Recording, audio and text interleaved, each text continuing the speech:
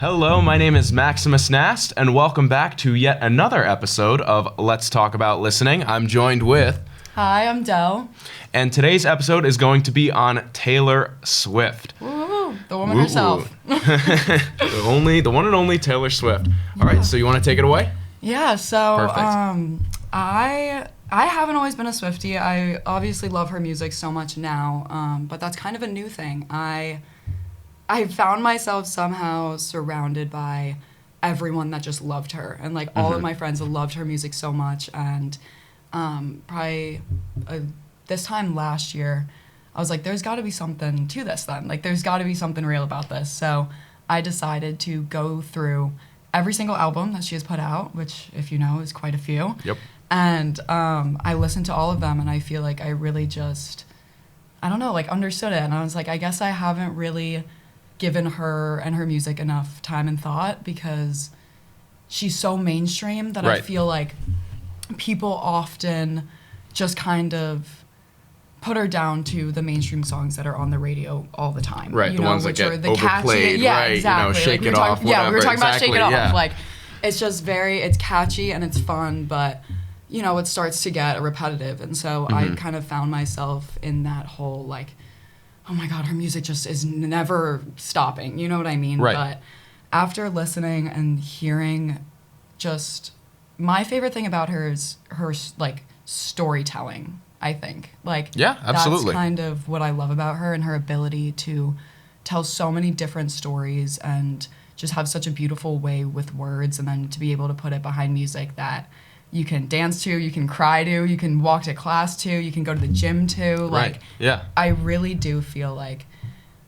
anyone who says that they don't like her or like her music, I really feel like they haven't just given it the time of day. Right. Because I really do feel like anyone can kind of find something. There's something for everybody with Taylor, I you know? totally, She's got music for crying, for gymming, you know, for whatever emotion you're feeling, Taylor Swift's got a song for you. Absolutely. Yeah. So that's kind of how I've always felt. And like, now it's funny because I can't imagine like not listening to her daily. Like, I can't imagine like going back in time 5 years when I was like, oh my God, this song is so annoying, or like this is driving me crazy. So overplayed. Like, why is everybody listening to this? Yeah. So I guess just like going back kind of to the beginning, like she started off like super young, which I think is kind of crazy when you think about how big she is now. Like, it started a while ago, and she has definitely put in the years. It's not really like a overnight sort of thing. Yes, exactly.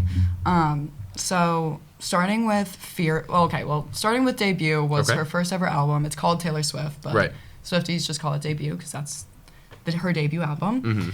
And this is the way that I describe it is like just being a very innocent young country girl that just is exploring her feelings of being young, and, you know, all those things. And I personally love it, but I know that some people, it might be a skip for them just because it's the first initial, you know, she's still like getting her footing figuring and it stuff. out. Yeah, exactly. Exactly.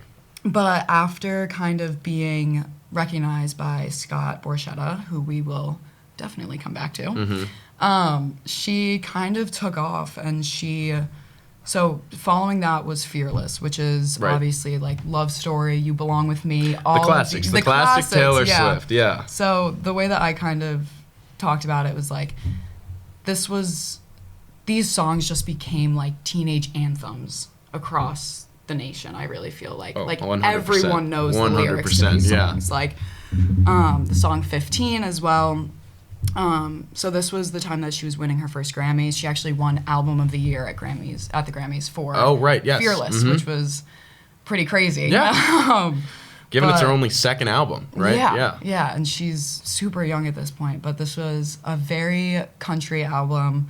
And I think that, I mean, we kind of talked about her lyrics earlier, but I think that what drew people in initially was her songwriting and just the way that she was able to be so personal yet cryptic, but relatable at the same time. But I think her fans kind of have fun with the codes and the cryptic messages that she had. Like, they kind of almost feel like they have to crack it, you know, like little Easter eggs. Yeah. She'll describe them as, which I think is super fun. And then moving into like the Speak Now era, which right now is I'm definitely in my Speak Now era. You're in your Speak Now. Okay. All right. But this is kind of when she starts. We kind of were talking about like this arc, that she Right. has with her music, and Mm-hmm. so I love the way that she started as very innocent country, just a young girl, and you kind of see her grow up and Sort of that transition. Yes, yeah. exactly. Mhm. So like Speak Now is definitely more country pop. But what I love about Speak Now is that after she got some backlash for Fearless, critics were saying that her lyrics and her songs were only well written because of her co-writers, Right. not because of her. So she wrote Speak Now completely by herself, had no co-writers on it, and these are the songs like Mine, Back to December, Right. Mean, Dear John, and these are lengthy songs that we kind of talked about. Right. Like these aren't. I feel like now we're kind of so used to a 2 to 3 minute song, and that's like normal. But I don't know. I love a long song that you can kind of like really dive into, which I Right. feel like Yeah. is No, 100%. most of the songs on Speak Now. 100%. And correct me if I'm wrong, but Never Grow Up's also on Speak Now, correct? Yes. Yes. Yes. Yes. Yeah. I like that one. That's a good one. Yeah. So I think that this is also during the time that she is not only getting recognized in the whole music industry, but also kind of she's like a media personality now. Right. Because she's has some high celebrity boyfriends, and that kind of gets the attention of people. Right. And Puts her on the map, so to speak. exactly. You know? Yeah. Yes, exactly. Yeah. So she's got all of these high profile boyfriends, and I think that everyone was kind of just in awe of this person that was everywhere in the music industry. She had this group of best friends that were all actresses, like, and models, and like Right. they were like the it group, Yeah, like But this was kind of during that time, which I think it was a little bit more so during 1989, but we'll get into that. right, yeah. So then after that, I can kind of see she's also going on world tours at this point. This is Speak Now is her third tour, or her second tour, third album, and it grossed $123 million. Whoa. Yes. Wow. Like it is Okay, yeah. insane. She won multiple Grammys and her first Golden Globe nomination. Just really big things started happening for her, I think, during this time. So I kind of feel like Red and Speak Now are kind of similar in like the country pop album kind of Right. sense. And, Red is the We Are Never Getting Back Together, 22, Right. I Knew You Were Trouble. Right. Like all of these songs, again, that I just feel like are teenage anthems almost. Like Still you can play this- reminiscent yeah, of that, yeah. older Taylor, you know? Definitely. Or I guess younger Taylor, Looking but back older. on it Yeah. almost. Yeah, 100%. So, yeah, I kind of, my notes here, I think that it's so important to note that this person was getting so big in her industry and was still able to connect to fans, like people that weren't in Hollywood and weren't in Right. the same situation, but were able to connect through her songwriting. And just the whole idea of heartbreak is, like love and heartbreak Right. are universal. Right. It doesn't matter how much money you have, Yeah. like what your status is, 100%. So going into the fun stuff, or at least what fun I stuff. think is the fun stuff, Uh-oh. is 1989. 1989, Yep. I think, is probably, I don't want to say that because I'm going to say, no, I can't say that it's my favorite album. Okay, Because I'm going to alright, say that hey. about all of them. So this one's actually my favorite album. Just kidding. Yeah, just kidding. This one is. But this one was her first break just into pop music. Like there was no, like, kind of, I don't know. There weren't as many country aspects behind it. This was very pop. And so these are the songs that we kind of talked about. Shake It Off, Blank Space, Bad Yep. Blood. Like Yep. these are the songs that were on the radio every time you turned on whatever channel it was. It was almost always Taylor Swift and Right. Shake It Off probably. Oh yeah. I remember being, in middle school, maybe Yeah. even like, grade school, right? Yeah. And just Shake It Off was everywhere. Yeah. Like every single radio station you turned on, it would be Shake It Off, Shake It Yeah. Off, Shake It Off. I was like, all right, I'm shaking it off. We gotta move on. You got me. Yeah, so this was kind of more, as I was talking about with Speak Now, like this kind of is where she hit the ground running in terms of being more than just a musician and being this media celebrity, media personality. Yeah, 100%. Because she had just moved to New York City. She's living on her own.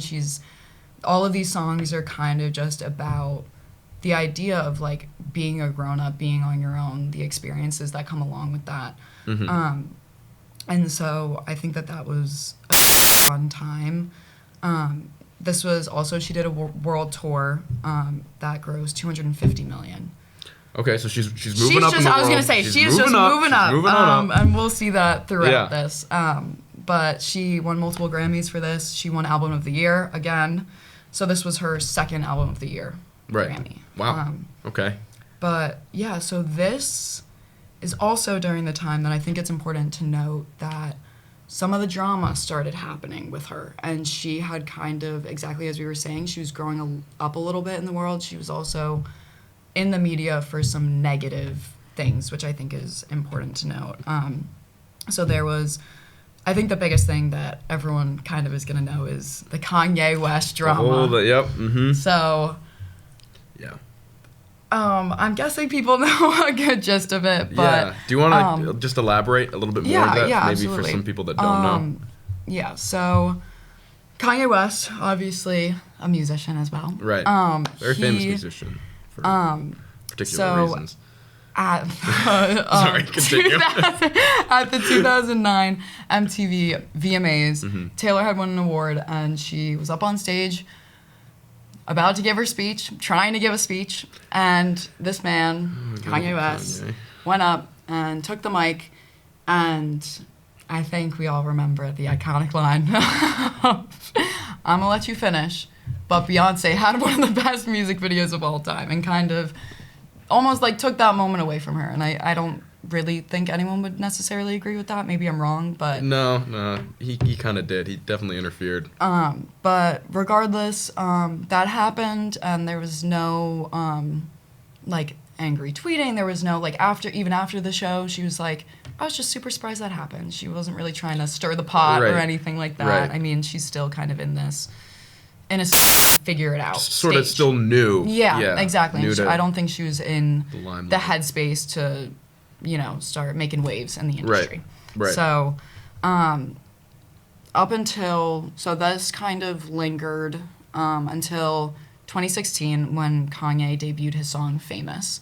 Which, oh yeah, which states, which has the lyrics, I don't know what I can read actually now that I'm thinking about it, which has pretty explicit words regarding Taylor. And after the song debuted, there was some backlash from fans just saying like it's not really appropriate to be talking about this person, blah, blah, blah. Right. And he came out and said, well, no worries, I asked her for permission. I called her up, asked her for permission, we're all good. And Taylor said, well, that is not true. That didn't never happen. That just never happened.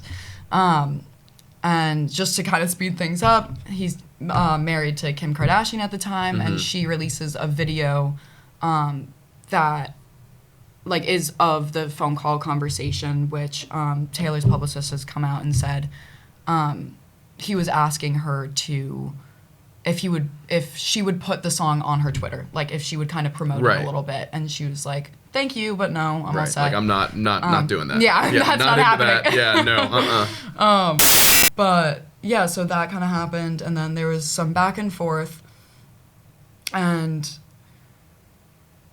everything kind of came crumbling down a little bit when this video came out, because people didn't feel like Taylor was being 100% truthful, and didn't really feel like the whole idea, what she stated was, where in this video does he say the lines that are in his song? Like, he never told me the lines that are in the song, XYZ. Right.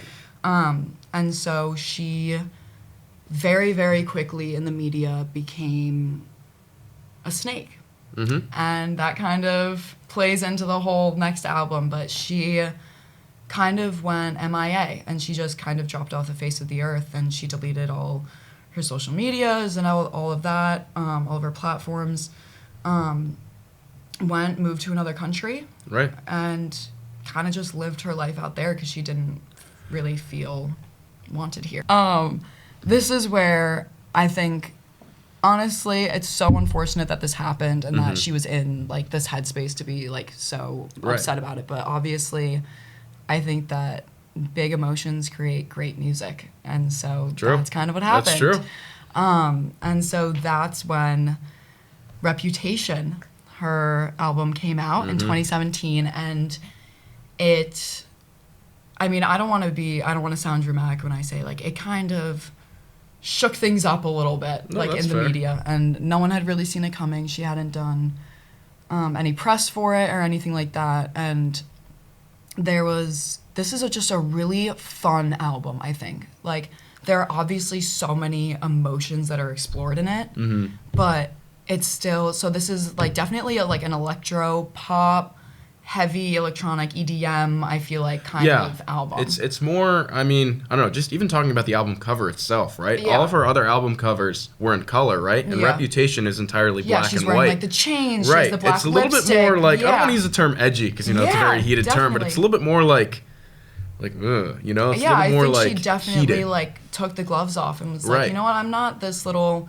innocent little country girl. little country girl anymore. Yeah, like I've grown up a little bit, and I think there's something so awesome about just this whole idea of like she was not on the platform that she was on previously, right? But she still dropped this album, and I think that just goes to show that it's really not for the money or the fame. It really is because she loves to make music, and that's what she loves to do and loves to connect with people. And so, yeah, she kind of just dropped this whole, like, I call it like wide-eyed Bambi kind of. Sure, like, that works.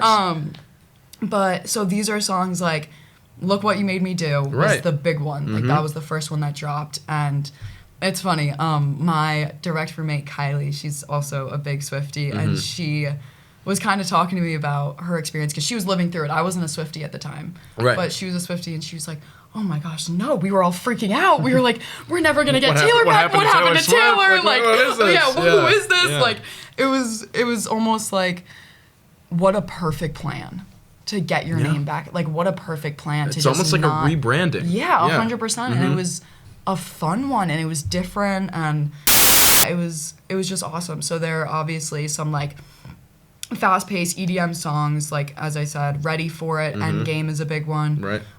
But there are also some softer moments that are very lyrically heavy and, like, fragile almost, that I kind of described, like Getaway Car and Dress. Yes, that's a big one. Yep. And those are just songs that I still feel like fit perfectly with the album, even though they are so different. Right.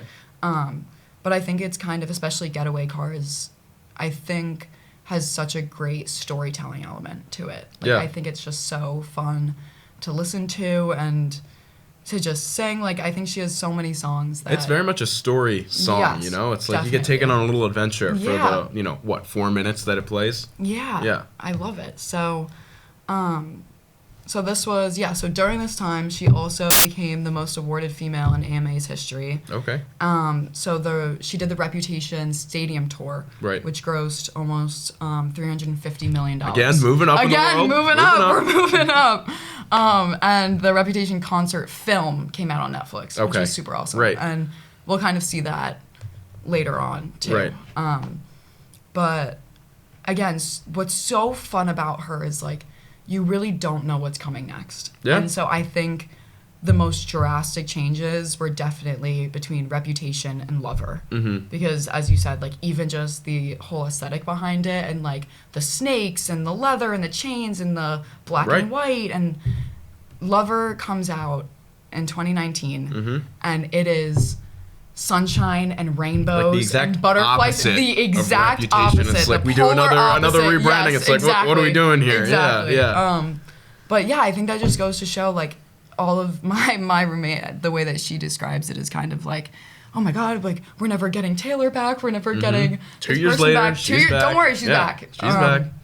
And she's back to her kind of synth pop, like, bright colors. Just, I would describe it as her most happy album. It's very pure. Yes, absolutely. Yeah. Like, there's something so pure about the love that she talks about in it, and just her own kind of reclaiming of almost like herself and her own identity, and just Right. being like, listen, I am who I am. That's what you'll hear in the song Me, which people don't like. And I love the song Me. I mean, I love what it stands for.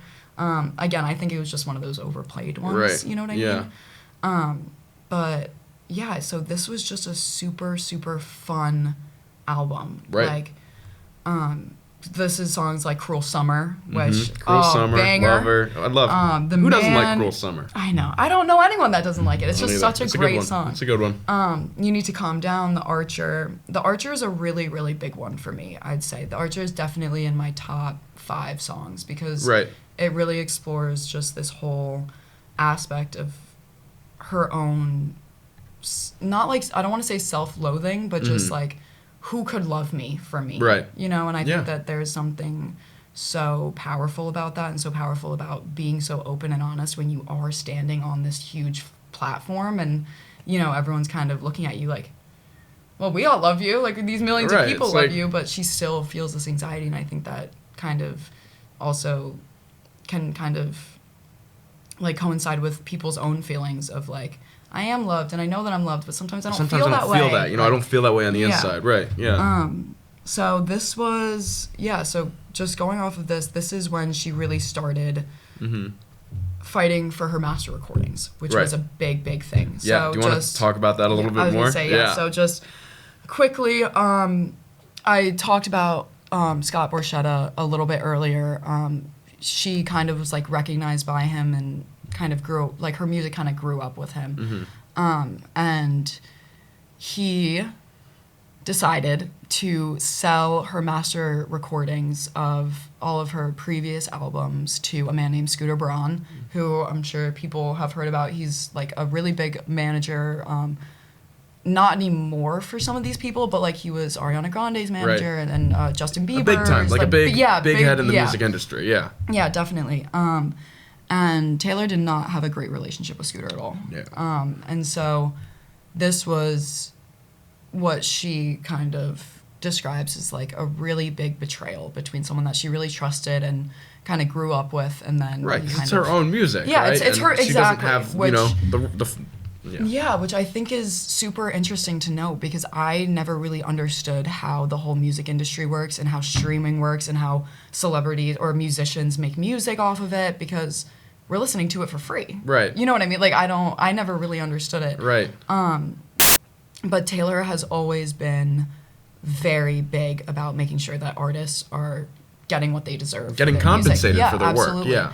And just getting recognized for what they do. And so Right. she fought with Ithaca Holdings was the company, and Scooter Braun. And so this was a fun time because this is when Taylor's version came out. And Taylor's version is just a really, I just think such an awesome experiment almost, because I can only kind of imagine that it was an experiment and let's see how this goes, because I think it's hard to expect people that have been listening to albums for so long to go back and listen to the same albums, but just that were later. Like, what is almost the Right. incentive? Why are we doing this? Yeah, why are we doing this? So Yeah. that's where I think that not only her just brilliant like musical skills, but like she's also a great businesswoman, and I think that she's kind of shown that, and like her whole so this whole re-recording, basically after she wasn't able to buy back her master recordings, she decided to re-record them. Right. She said, they're my songs, I wrote them, and I can re-record them if I want to. So Taylor is quoted saying that she writes like up to over 100 songs for each album, Right. and then just, you know, picks which ones are her favorites, and that's kind of how it happens. But there are a lot of songs that she would have loved to be on the album, but kind of didn't had make to the be, cut, but didn't make the right, cut.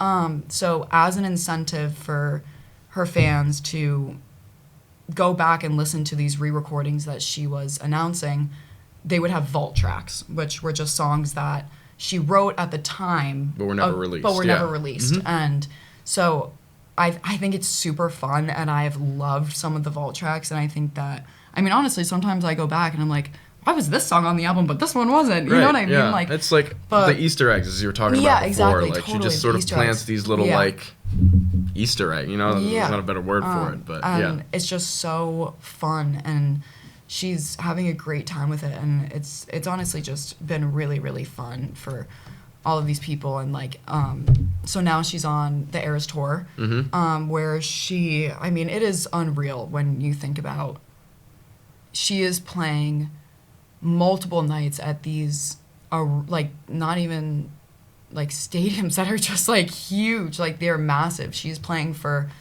90,000 plus people and fills out that stadium multiple nights in a row. And they're all sold out, and it is just unreal. And she is out there for 3.5 hours, and it's just such a fun experience. And you see all of these people getting dressed up and doing all these things. Just like dressing up as like the different albums. Yeah, you know? exactly. That's yeah. the big thing, is the Eras tour is kind of going through all of her music, because some years were taken, or some albums didn't get the tour that they might have deserved because of COVID and because of all these things. And so there are multiple albums that didn't really get their chance to shine on stage. Exactly. So it's super fun for her to bring not only the ones that didn't, but the ones that did, but people have grown up now. And like, I went to Speak Now when I was like a baby, you know, and I had to wear those little headphones like when I'm there.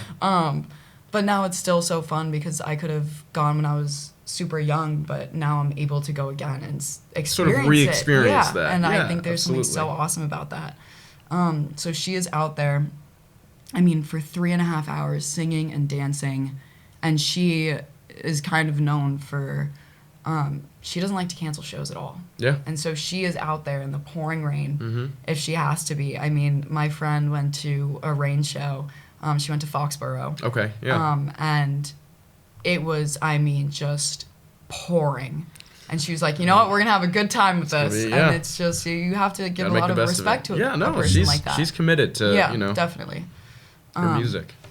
So yeah, this is just a super fun. And then I was going to say, like, the next two albums I kind of loop together, because she calls them twins. She calls them sisters. So this is Folklore and Evermore. Right. And Folklore is definitely my favorite album. Like, hands down, it has a very special place in my heart. Okay. But she worked really closely on this with Aaron Dessner, who's from The National, who's a band that she absolutely loves. And he is amazing. Everything that they have worked on together, I have personally loved. Okay.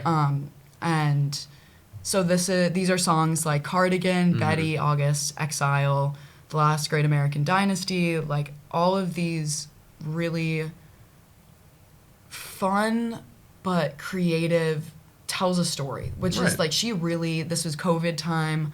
I mean, in interviews she said, like, I wasn't doing anything but reading, watching TV, watching movies, and I got to explore that creativity kind of. I didn't just have to talk about my own personal life. I kind of could tell stories that I thought would be fun to tell. And so that's kind of what she did with these two albums, which I love. And these are definitely more like alt, indie, definitely with some mixes of pop. I don't really think she let pop go. No, I think it's just, she masked it a little bit, you know? Definitely. Yeah. But yeah, these are just really fun, like cabin in the woods, cottagecore, I kind of call it. Cottagecore, that's a good way to describe it. But it's just, you know, you want to just walk in the woods and just run through a field of flowers. It makes you kind of feel like. Yeah. No, it's definitely more, I want to say, like indie and like alternative, as you were saying. Yeah. Yeah. So yeah, same thing with Evermore. It came out not too long after and was kind of described as the twin sister of Folklore. And these are songs like No Body, No Crime, which I think is her most storytelling song. And it's just a really fun song, honestly. And then Champagne Problems is the biggest one. Yep. So now we're moving into Midnights, which is... Right now, she's coming out with an album a week from today, which is super exciting. Yeah. Oh, I didn't know that. Oh my God! What? I didn't know that. Okay, well, that's news to me. So this is her most recent album, 2022, and she definitely just slipped right back into pop, which I loved, and I think that she had her kind of indie alternate phase, and I loved it, and it was fun, but I really do feel like she is a pop star at her core. Yeah. So this album is inspired by 13 sleepless nights throughout her life, and I honestly do, as much as I find it a pop album, I do feel like it kind of, all the good parts of each album, I kind of feel like she threw into a melting pot. Yeah. Like there's the longer songs, there's just the fun, dance, catchy are going to be on the radio all day long. The amount of times I've heard Anti-Hero, it's crazy. Yeah. So I was going to say, major songs include Anti-Hero, Bejeweled, Karma, Lavender Haze. Right. Like, just really, fun songs that I think explore heavy emotions, but in a fun way. Right. You know, like, they're still kind of exploring broad emotions, like regret or heartbreak. Sure.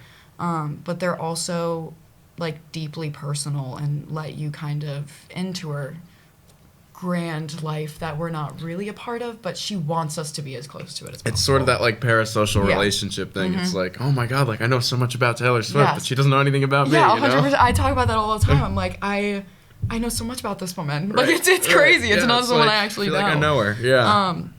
But so yeah, this was. Oh, I forgot to mention that Folklore also won Album of the Year at the Grammys. Yeah. So that was her third, and then Midnight's won Album of the Year at the Grammys and Pop Vocal Album. So that was, that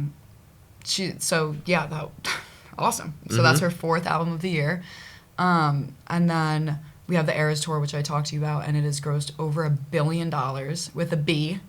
Yeah. $1 billion. That's crazy.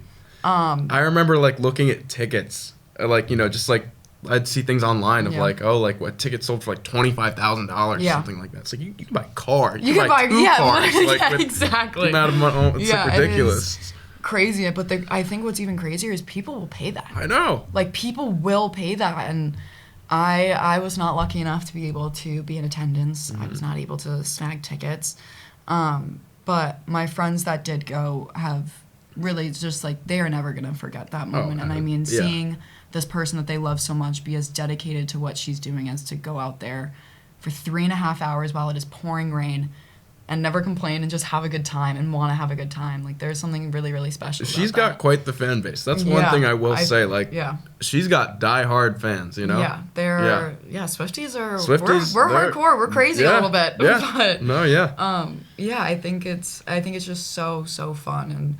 And after that, the Eras Tour movie came out, which grossed, I think it's over now, $261 million, which is more than some of her first actual concerts. Tours. Yeah. Which is just wild. Absolutely wild. Yeah, so it's the highest grossing concert film, and then the tour itself is the highest grossing tour ever. Yeah. Outbeating Elton John, Harry Styles, Beyonce. Michael Jackson, Mm-hmm. Michael Jackson. Yeah. That is unreal. Like, when I think about the fact that Paul McCartney was going into the Super Bowl suite to meet her, because I was like, you're Paul McCartney. Like, what are you talking about? Mr. Beatle over you're, here. You're a Beatle. Like, I don't know if you know this, but like it's crazy. It's absolutely really just, wild. Yeah. Yeah, and I think that one thing that you'll always see is there are these big celebrities like at the Super Bowl. Like Shaq has said in an interview, like there was a line to meet her. Yeah. Like, there are celebrities that you would not imagine are like getting up and they're like, no, I want to meet her. Taylor Swift. Yeah, like, that's crazy. And that's just. It's really, like, mind-boggling a little bit, but I think Shaq has expressed, wanting to meet Taylor and stuff like that. And he went, that's Shaq, like... Yeah, he went to the box, and they were like, you gotta wait until halftime, man, there's a line. That's crazy. And but she'll... I think that there's something super special about the fact that she'll always... She's winning. Like her or not, she's winning, you know? I was gonna say, I really do feel like I understand if, like, pop... like that kind of music isn't for you, but sure, yeah. I think you gotta kind of respect her a little bit because of what she's done, you know. And no, she's winning. Yeah, she's absolutely winning. So yeah. I mean, for the most part, I can't really think of much else that I can talk about. But thank you so much for having me. Absolutely. This has been such a blast. I could talk about her. For the rest of my life. This is great. This is a very nice, sort of comprehensive, like easy to follow, easy to understand, sort of breakdown of Taylor. Awesome. There's so much you could talk about. You could do an in-depth, album by album review, and we'd be here for what, 3 hours, if that. Yeah, if that. I was gonna say. My notes were extensive, and I was trying to hit as much as I could. No, I think you did an excellent job just sort of summarizing everything. Now, before we do go, can you give me a top three Taylor songs? Okay. I know that's a very hard question to ask, but. Yeah. Okay. I can do that. If maybe top 5 even. If there's too So Folklore too hard. being my favorite. My favorite song on Folklore is The Lakes. I love it. It's a bonus track. Okay. So definitely you and you, when you get an opportunity, better go listen to it. I love the lakes. And then really all of the songs from Folklore, but I think going off of that, Marjorie on Evermore is it sounds weird, but like is very personal to me because it was written, Taylor wrote it for her grandmother that passed away when she was 13 and she was really close with. And that's really sweet. Almost weirdly, when I listen to that song, my grandmother who passed away is the only person on my mind. Like, and I think it's really beautiful that she was able to let her fans have that almost. You know what I mean? For sure, like, let her fans have that experience, So definitely Marjorie, and then right now I'm definitely in my lover phase. And Speak Now, obviously, I said that, but so like Sparks Fly, Speak Now, honestly. And then I would say that Lavender Haze is up there. Okay. I just think that's an awesome song. Yeah. Can you give a top 3? Oh, I can give a top 3. Yeah, I'm definitely more of a surface Taylor Swift fan. I'm not that's really fine. super well versed. Definitely not as well versed as you are. But there is something about You Belong With Me that goes crazy. I know it's like old Taylor, it's country Taylor, it's whatever, a great whatever. Song, and but I mean, people go crazy for it for good reason. It's definitely a classic. Yeah. I also do like Bejeweled.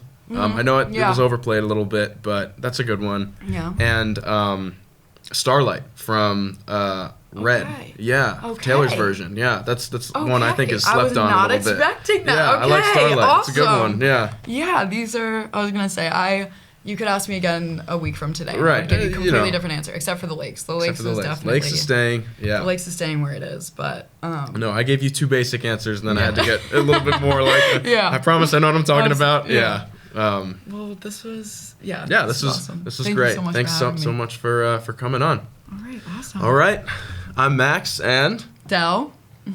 This has been Let's Talk About Listening. Taylor Swift. I guess we could say Max's and Dell's version of Let's Talk About Listening. Our version. Yes, our version. Thanks so much for tuning in, and be sure to follow us on Instagram.